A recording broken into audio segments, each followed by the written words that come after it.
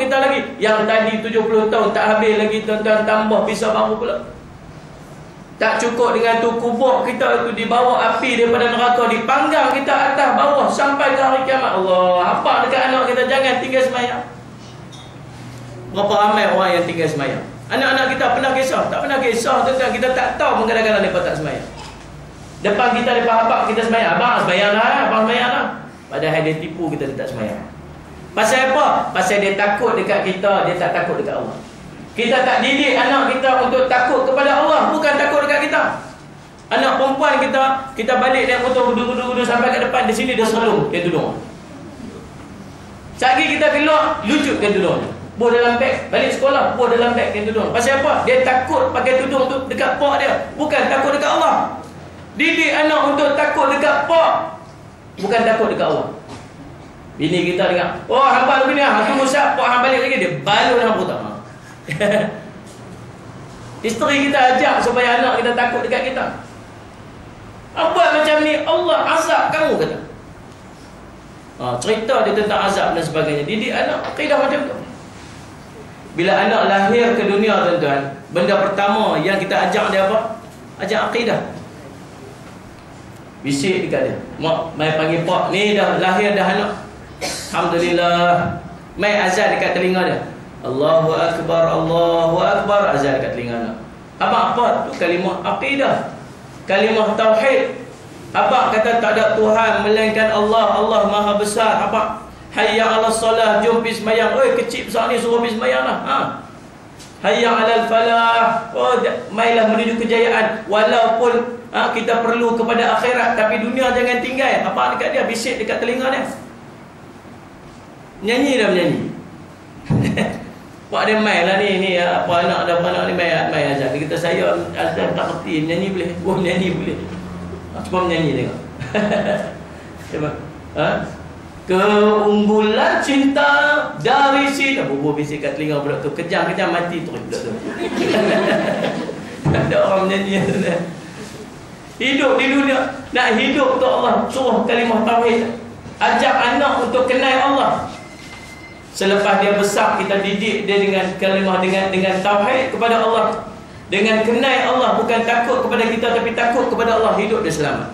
Kita pun semua tu.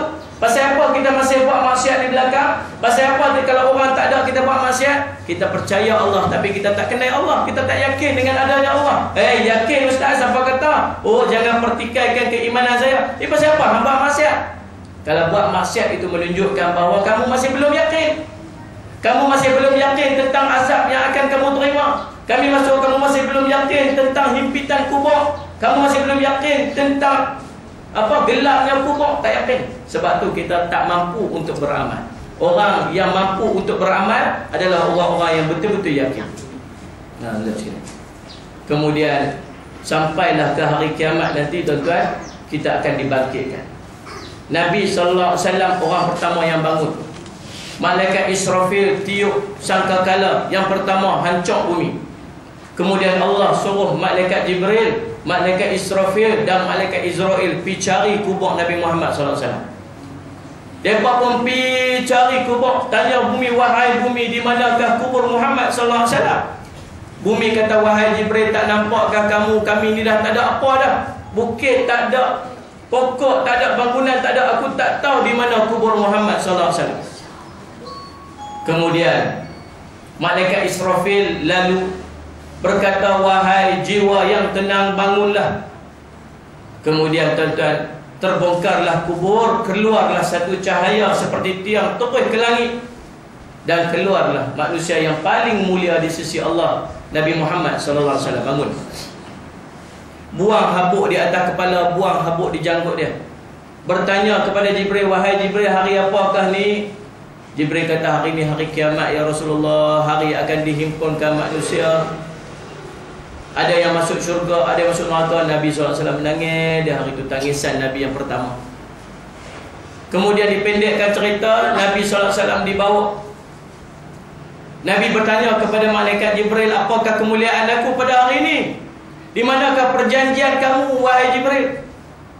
Jibril kata, tak nampakkah kamu, wahai Muhammad, ni kami bawa bendera-bendera kepujian. Kami bawa bendera-bendera kemegahan, kami bawa kepada kamu ni baju yang cantik, kami bawa mahkota untuk kamu. Nabi Muhammad kata, "Tak, bukan ini yang aku minta." Di manakah umatku? Di manakah umatku? Jibril. Allahumma salli ala Sayyidina Muhammad. Nabi bangun daripada kubur. Benda pertama yang Nabi tanya apa? Kita ni tuan-tuan, umat Muhammad, umat yang cukup mulia di sisi Allah.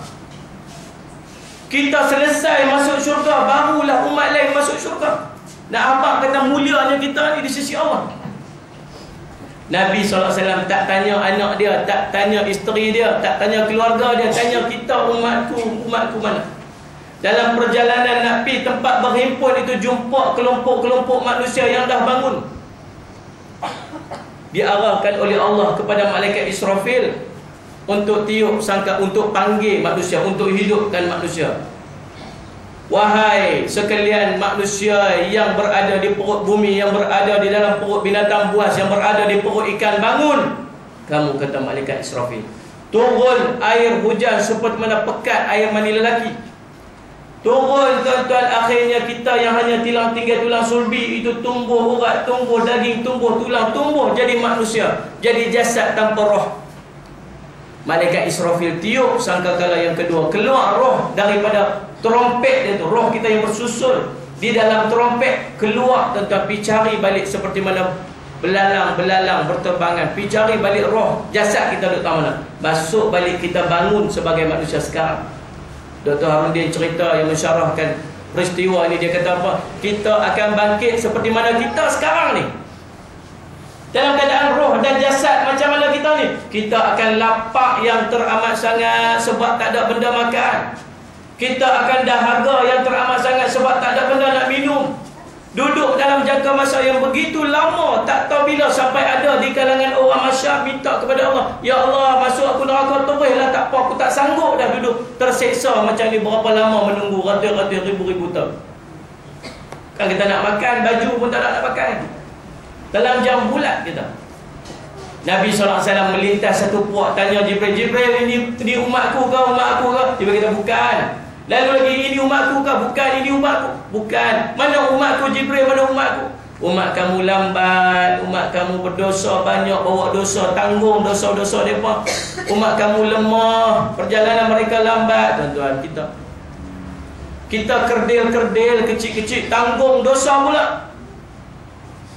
Sebab tu pesan, jangan buat dosa, jangan buat dosa. Kita takkan sanggup untuk berhadapan dengan seksanya waktu duduk di padang mahsyar. Ini belum pi azab lagi, belum timbang lagi. Nak pi on the way, nak pi berhimpun, itu pun dah kena tanggung, kena seksa lah. Ada yang bibir dia sampai ke perut, ada yang lidah dia sampai 7 hasta panjang, seret. Ada yang badan dia penuh dengan sopak, kulit, penyakit sebagainya. Ada orang yang dulu hidup di dunia dia celik, tapi waktu tu dia buta. Ada yang berjalan kaki ke atas, kepala ke bawah. Ada yang di dalam perut dia penuh dengan api membakar perut dia. Allahumma salli ala Sayyidina Muhammad. Itu baru duduk di padang mahsyar, belum di akhirat lagi, kena seksa dah. Pesan dekat anak kita, pesan, jangan buat dosa, kamu takkan sanggup berhadapan dengan seksa.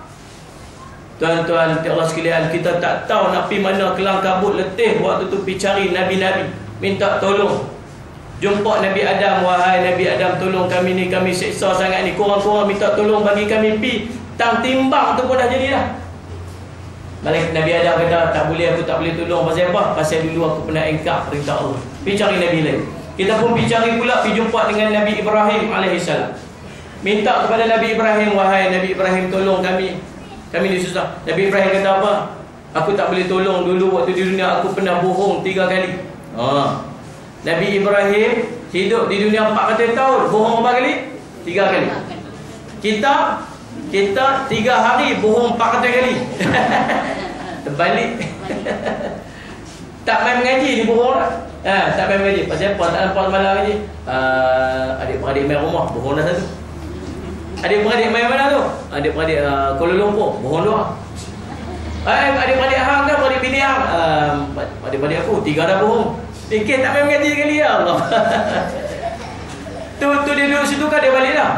Sagi dia balik 3-4 dah bohong kan. Sementara nak bersembang tu nak habis petang tu punya cerita saja pasal dia tak main mengaji tu 18 kali bohong lah. Itu pun Nabi Ibrahim dia bohong bukan sebab bohong macam kita bohong. Orang ajak dia pergi konsert show heboh. Ibrahim mana dia nak konsert, jom kita pergi.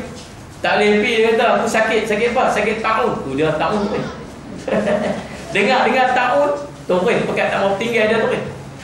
Bohong yang pertama. Sebab apa? Sebab tak mau pergi tempat maksiat. Bila tinggal dia seorang, tinggal duduk tempat-tempat dia pun himpun tokong-tokong dia tu, berhala-berhala tu. Dia kata ni peluang dia. Dia ambil kapak, dia katok-katok pergi hancur habis tokong tu. Dia ambil kapak tu, dia pibuh dekat tokong besar. Geng-geng tu balik-balik tengok hancur habis tokong kena kerat 18 macam Munafidi.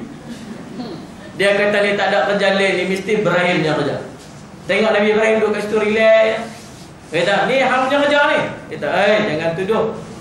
Tuduh, tengok-tengok dulu. Dia kata, dah hang seorang kat sini bukan ada orang lain lah. Dia kata, jangan kata macam tu. Tengok kapak tu duduk kat siapa? Kapak tu duduk kat tokong besar. Tengok. Dah relax, kawan dia pegang kepit. Dia kata dia tu bercakap, mata pun tak nampak bercakap, tak boleh nak bergerak, apa pun tak boleh. Macam mana dia nak buat? Bukan hang buat. Kan hang je dia buat. Dia kata dah kawan tu nampak pun tak boleh bercakap, dia bergerak, dia hang duduk disembah dia buat. Nak tahu apa?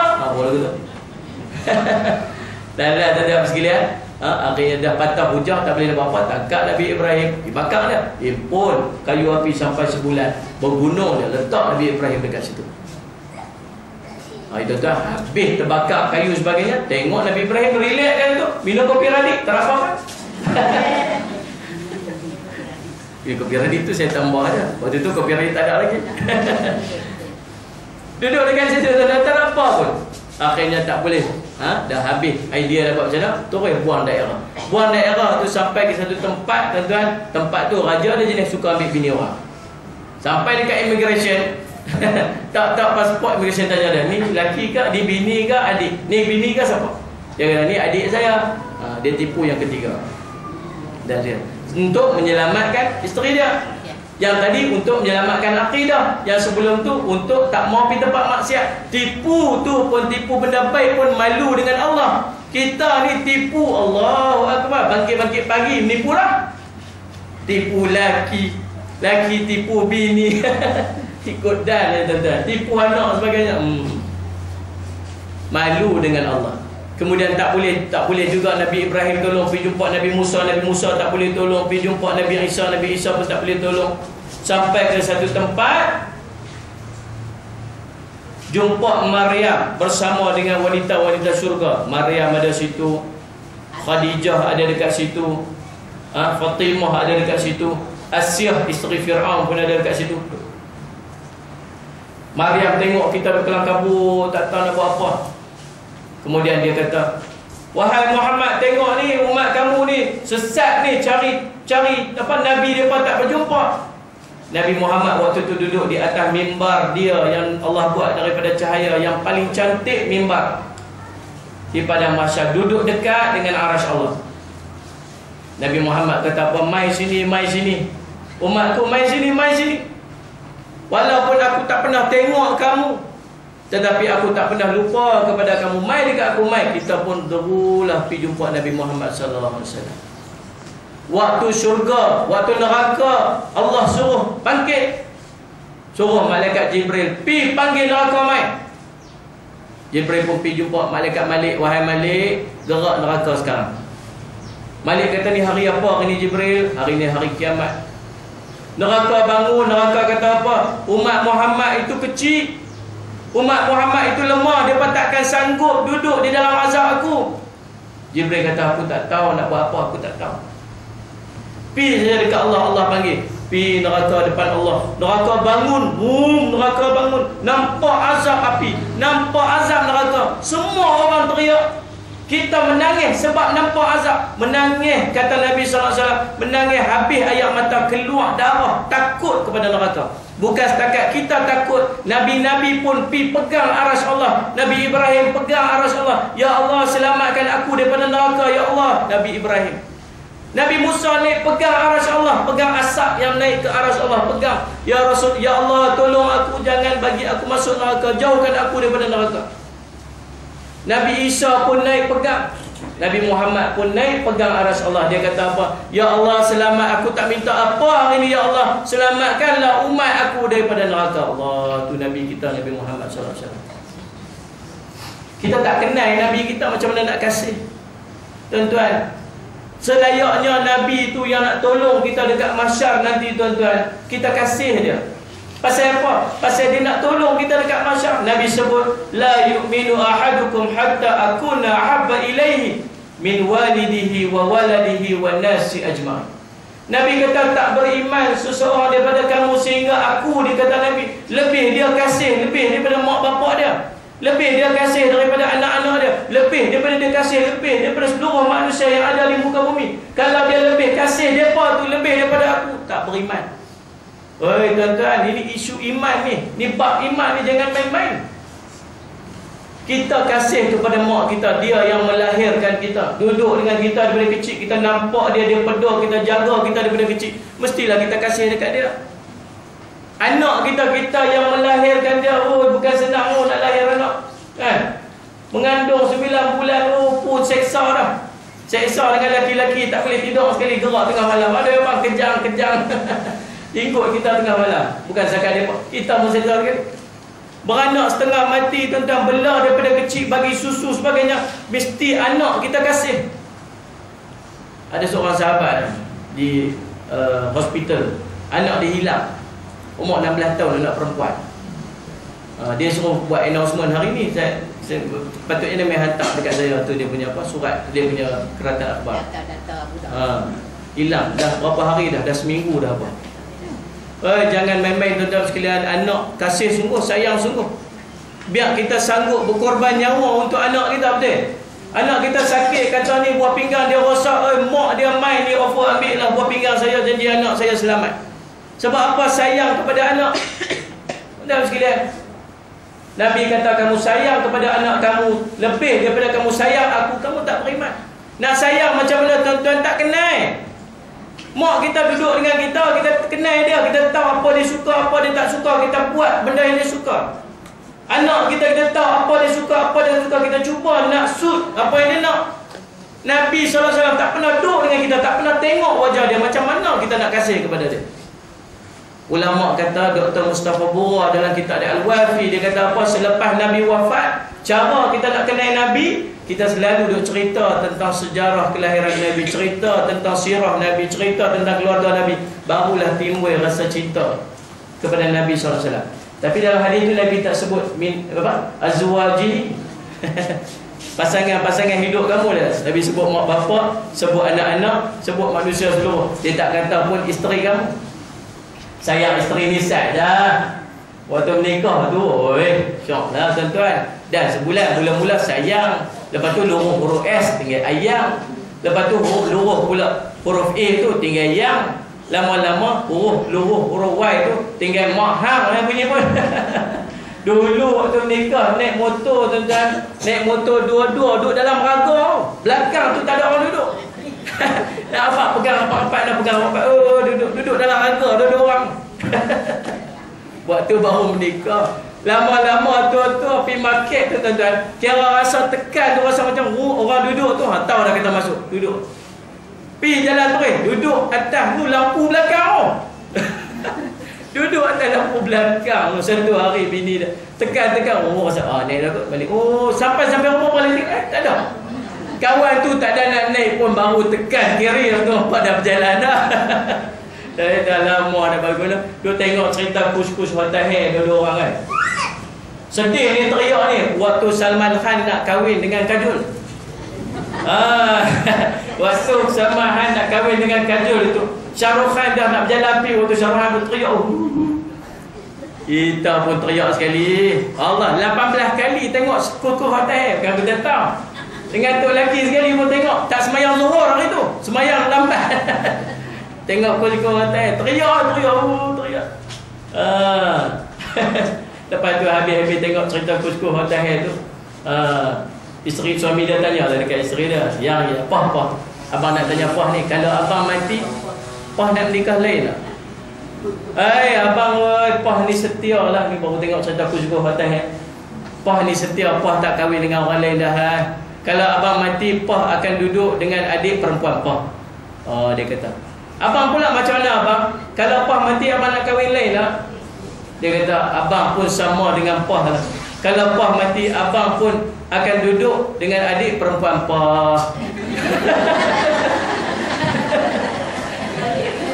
Pandai dia gila. Allah sayang dekat lelaki sepatutnya. Kita mati tak ada malam, esok tu tuan-tuan, dia tak apa, tengok cerita Hindustan tak apa pun, kita duduk bagus dan berkena balun dalam kubur. Kita mati perempuan ni tinggal mereka, tak ada malam, bukan tak ada esok, malam tu buat temui tahlil, indah mata sambil duduk teriak mata tu. Tanya kawan kita ni, ada janda tak mana? Teratur je dia. Tapi dengan anak, dengan mak ni tuan-tuan, Allahumma salli ala. Sebab tu kena kenal Nabi SAW, kena dengar sirah. Kita buat program-program Maulid Rasul pasal apa? Sekurang-kurangnya setahun sekali tu dengar juga kisah Nabi, dengar juga cerita tentang Nabi. Setahun sekali dengar. Mailah timbul cinta sikit, mailah kenal sikit. Nabi SAW cantik wajah dia, kening dia melengkung lebat. Di antara dua kening ini ada rambut-rambut halus seperti nak bersambung. Kita baca dalam kitab Syama'il Muhammad disusun oleh Imam At-Tirmidzi. Kalau Nabi marah, timbul urat di tengah ni. Mata Nabi bulat, matanya hitam, pekat. Bulu matanya tuan-tuan melengkung cantik. Tak payah pakai maskara Maybelline, tak payah. Hidung Nabi tinggi, kalau tengok daripada jauh nampak seperti bengkok sebab bercahaya di sini, tapi bukan bengkok. Gigi Nabi putih bersih, sedikit jarang di tengah ni. Kalau kalau dia bercakap nampak seperti bercahaya keluar daripada mulut dia. Cantiknya wajah Nabi. Sayyidina Ali tengok satu hari, dia kata, aku nampak bulan, aku nampak Nabi, aku nampak bulan purnama, aku tengok wajah Nabi. Subhanallah, wajah Nabi lebih cantik daripada bulan purnama. Macam mana tak tahu, kita tak pernah tengok. Rambut Nabi ikal mayang, tidak terlalu lurus, tidak terlalu keriting. Kebiasaannya rambut Nabi sampai di hujung telinga. Ada masa Nabi botakkan kepala, tetapi terlalu sedikit masa dia. Ada Nabi rambut panjang. Anak-anak kita pun rambut panjang juga. Tanya dia rambut panjang pasal apa? Rock, dia kata. Oh, rock ha? Bukan rock mak dia, sunnah. Baru tahu. Baru tahu Nabi pernah rambut panjang pada dia. Ada ketika orang Arab Nabi berperang, mereka dendam rambut mereka. Dendam kiri, dendam kanan. Dendam tuan. Nak tunjuk apa? Nak tunjuk gedebek, nak tunjuk hero, nak pergi berperang tunjuk kemas. Dendam rambut. Kita dendam rambut, duduk pantai bersih Nabi ni. Dendam rambut kita, anak-anak kita, pergi duduk pantai bersih lah. Duduk macam ni kan. Nabi, orang-orang Arab dulu mereka dendam rambut, nak pergi berperang. Tak sekalian. Abang kena bukan rambut panjang, orang rambut panjang sunnah. Mana Nabi pernah rambut panjang? Betul tak? Kemudian dada Nabi, daripada dada Nabi sampai ke perut dia ada satu garisan rambut yang halus. Seperti mana garisan itu? Dada dan perut Nabi sama, bukan dia berubah. Perut dia apa tuan perempuan kalian? Oh, perut lelaki kita lah. Bukan macam perut Nabi. Perut dapat anugerah PJK daripada Sultan. Sultan bagi pingat PJK kat depan. Perut jauh ke depan. Mengandung kita beranak 3 kali. Dia tak beranak lagi. Dia mengandung 8 bulan tu. Mau tak mengandung tuan-tuan. Makan malam lagi tengok WWF Gusti tengok. Lagi Lena. Esok boleh buat tu. Dalam perut tuan-tuan 8 bulan tu. Perut Nabi dengan dada dia sama cantik. Tuan-tuan sekalian, Allahumma salli. Nabi cantik. Ulama kata apa? Kalau Nabi Yusuf itu cantik, Nabi Yusuf ni cantik tuan-tuan. Zulaikha satu hari, orang duduk sembang, duduk kecoh dekat Mesir ni. Oh, apa Datin Seri Zulaikha tu? Datin Seri lah dia, sebab suami dia Datuk Seri. Apa Datin Seri Zulaikha tu berkenan dekat hamba dia? Apa kata? Oh, dia tak puas hati, dia panggil semua mak Datin semua, mai sini. Hari ni saya buat kenduri mai makan. Ada pun mai makan apa semua. Habis makan, bagi buat apple seorang satu. Suruh Nabi Yusuf sembunyi dekat belakang dinding, belakang pintu. Hamka kata apa? Sungguh sedih kita baca kisah ni. Sebab apa? Nabi yang begitu mulia di sisi Allah diperkotak-katikkan oleh Tuhan. Kesian dekat Nabi Yusuf AS. Pun Nabi Yusuf hampa nak buat macam mana? Duduk dengan arahan. Kemudian Zulaikha kata dah semua orang ready, bagi buah apple, bagi pisau tu. Okey, Nabi Yusuf keluar Nabi Yusuf pun lalu saja tak buat apa. Depa yang potong apple, tuan-tuan, potong jari habis. Tak sedar pun tengok Nabi, depa kata ni bukan manusia lagi, ni malaikat ni. Allah, cantik. Kita pun buat juga try tengok. Bagi depa buah apple, bagi pisau tu, kita pun sambil lalu buat macam ni. Depa potong apple makan buat tak tahu, tak nampak kita lalu pun. Lalu dah dia kata lah tu dia. Menampakkan ketidakhandsomean kita langsung.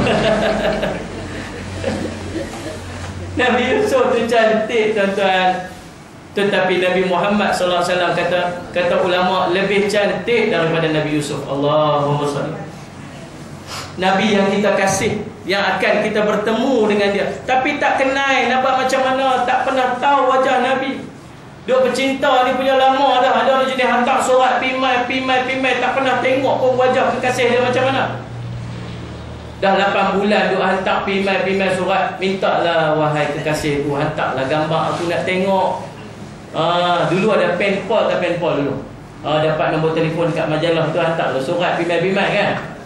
Tak pernah duk tengok muka. Suruhlah hantar surat, hantarlah gambar mai. Tak payahlah, dia kata tak payahlah kita tak boleh lah, ni dah nak bercinta dah ni, dah nak main perasaan cinta dah, kita nak kahwin nanti. Kenalah tengok wajah macam mana. Oh, tak apalah kalau demikian, hantarlah mai surat. Hantar mai surat tu dia terbaik. Kawan kita ni. Kawan cerita kawan saya duk berkawan dengan orang Brunei. Minta gambar hari tu mai hantar lah, tuan-tuan, dah lama dah duk hantar surat pimai 8 bulan dah duk hantar surat pimai nak bercinta. Kemudian tuan-tuan sampailah surat tu dia punya terbaik. Dia kata banyaknya gambar. Bukan banyak gambar, banyak balut. Buka satu balut pertama, di dalam ini ada gambar saya. Jeng dia kata. Buka lagi, dah balut lagi. Sudah dekat, jeng. Oh, dia ada ketak. Buka sampai 10 balut. Buka balut yang ke-9 tu, balutan yang terakhir. Oh, dia punya excited. Dah tengok gambar girlfriend ni. Seronok ni, berpuluh-puluh ni. Bercerah-cerah. Ketak ni. Oh, seronok gambar girlfriend nak tengok. Dia bercinta lama dah. Buka tengok tu dia perempuan. Nah,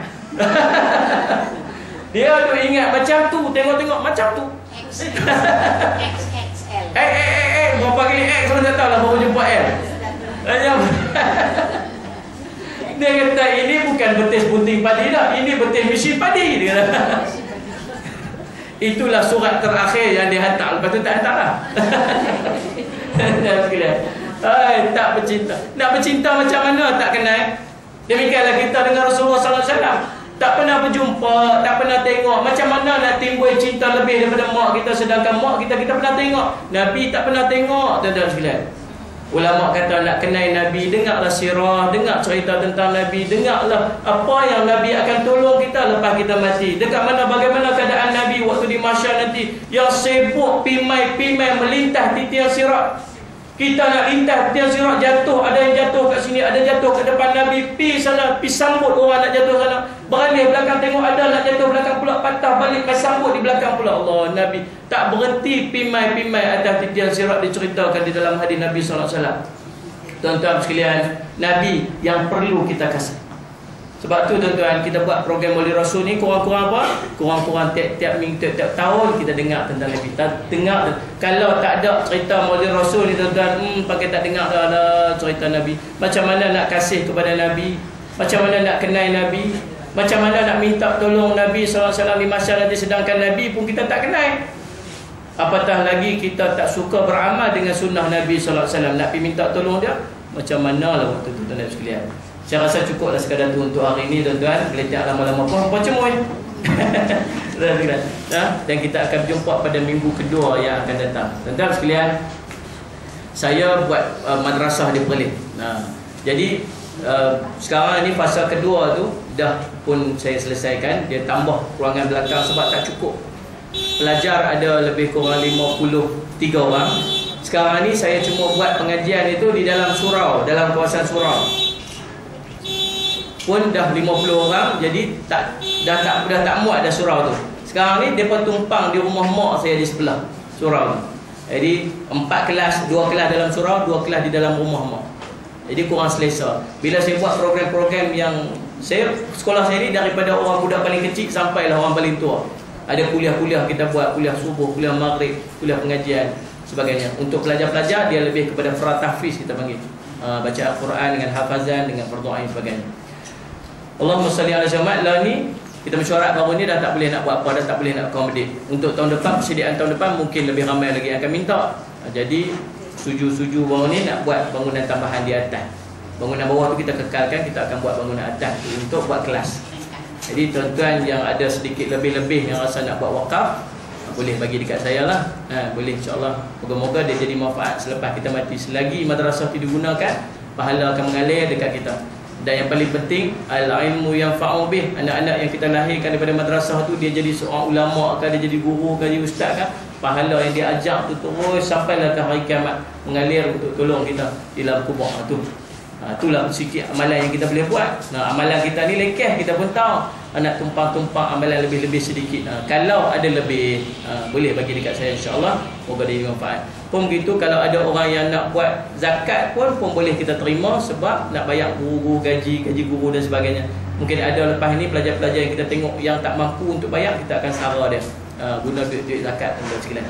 Jadi siapa yang kalau ada zakat nak bagi pun boleh kita terima, insyaAllah. Moga-moga dia dimanfaat. Saya minta maaf jika ada sebarang terkasar basar, silap bicara. Moga-moga apa yang kita sampaikan dalam kuliah kita pada hari ini jadi manfaat kepada kita dalam kita beramal dengan sedikit ilmu dikurniakan, dan moga-moga Allah bagi kekuatan kepada kita untuk beramal dengan ilmu itu. Aqulu qouli hadza wa astaghfirullah li wa lakum. Wassalamualaikum warahmatullahi taala wabarakatuh. Jazakallahu khairan katsiran ucapkan kepada Ustaz Jafri. Baik, berkenaan tentang wakaf tadi boleh bosan tanya lah, insyaAllah. Baik. Sama-sama minggu ni buat minggu depan. Bila akan datang Ustaz minggu keempat sini ya, insyaAllah. Minggu keempat pada dia yang apa Bahrul Masjid. Minggu depan Minggu keempat dan minggu kedua. Minggu kedua, minggu depan, minggu kedua. Minggu ni minggu utama, minggu kedua. Jadi minggu keempat. Baik. Baik, di sini ada sedikit pengumuman sebelum kita mengakhiri majlis kita pada pagi ini. Esok adalah kuliah atau dia Ustaz Rijaluddin, insyaAllah, di Masjid Bandar Baru di Melawar, Masjid Bandar Baru. Dan pada hari Ahad di Masjid di Simpang 3, Paksi Simpang 3 di Muzbat, ada kuliah Ustaz Ahmad Najri. Dan insyaAllah pada bulan 3 ini tidak ada ceramah khas, ceramah perdana. InsyaAllah kita menjemput Fadil, InsyaAllah mudah-mudahan diorang-orangkan 18 hari bulan 3 pada hari Ahad. Yang kita rancang akan buat di Dewan Krian, tapi belum dapat dipastikan tentang Dewan atau tempat itu, nanti kita akan maklumkan semula. Tetapi insyaAllah kita sudah mendapat persetujuan oleh penceramah, InsyaAllah Al-Fadil Ustaz Don akan bersama dengan Ustaz pada 18 hari bulan 3. Ustaz dan jadi InsyaAllah 18 hari bulan 3 pada hari Ahad.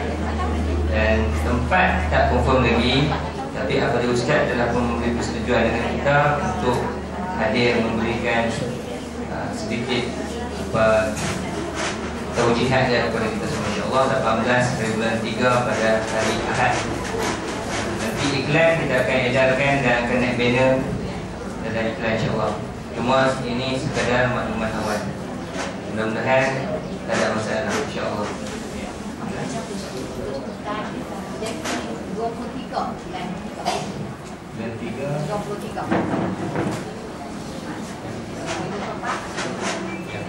kuliah pada Ustaz Jafri InsyaAllah 23 bulan 4. Jadi itu sedikit sebanyak pengumuman sebagai maklumat awal daripada kita.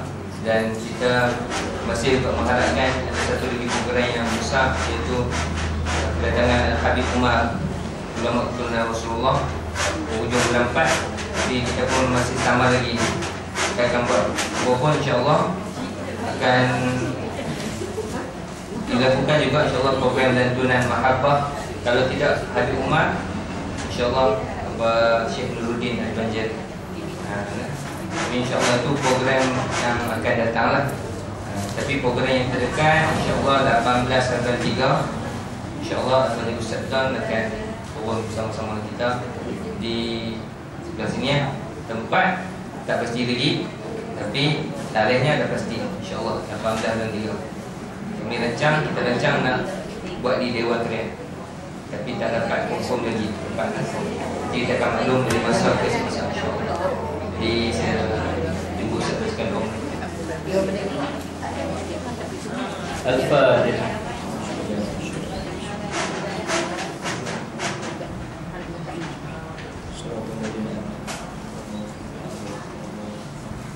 Bismillahirrahmanirrahim. Alhamdulillahi rabbil alamin wassalatu wassalamu ala asyrafil anbiya'i wal mursalin sayyidina Muhammad wa ala alihi wa sahbihi ajma'in. Allahumma faqihna fid din wa 'allimna ta'wil waj'alna min ibadika as-salihin siratal mustaqim siratal ladzina an'amta 'alaihim minan nabiyyin was-siddiqin wasyuhada'i was-salihin wa hasuna ulaika rafiqa. Allahumma innaka ta'lam anna hadhihi al-qulub qad ijtama'at 'ala mahabbatik والتقت على طاعتك وتوحدت على دعوتك وتعاهدت على نصرة شريعتك ووثق لهم مرابطتها وأدم ودها واهدها سبلها واملأها بنورك الذي لا يخفى واشرح صدورها بفضل الإيمان بك وجميل التوكل عليك وأهيها بمعرفتك ومت على الشهادة في سبيلك إنك نعم المولى ونعم النصير. اللهم آمين اللهم آمين اللهم آمين. اللهم اغفر لنا ذنوبنا ولوالدينا وارحمهما كما ربونا صغارا. Sallallahu alaihi wasallam Muhammad wa ala alihi wa sahbihi. Alhamdulillahi rabbil alamin. Selepas ni siapa yang nak bagi semangat pada Ustaz boleh jumpa Ustaz, dan siapa yang nak order kitab lagi boleh beri nama kat saya. Dah tanggung dengan Ustaz Al-Kafar dan Sultan.